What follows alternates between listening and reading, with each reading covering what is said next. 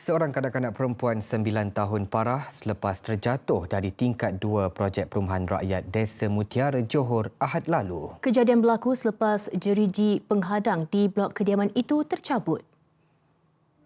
Kejadian dilaporkan berlaku ketika mangsa menghampiri jeriji penghadang di tingkat 2 kediaman PPR ini. Mangsa kini dirawat di unit rawatan rapi ICU Hospital Sultanah Aminah, Johor Bahru. Siang tadi, Esko Perumahan dan Kerajaan Tempatan Johor, Datuk Muhammad Jafni Mat Syukur, melawat lokasi kejadian.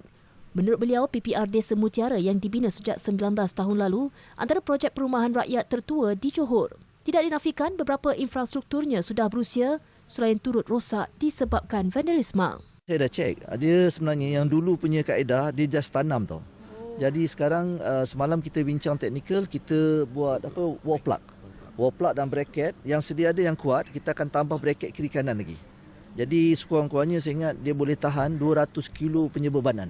Beliau berkata kerajaan negeri memperuntukkan RM3 juta bagi menukar kesemua jeriji penghadang di PPR ini bagi mengelak kejadian sama berulang.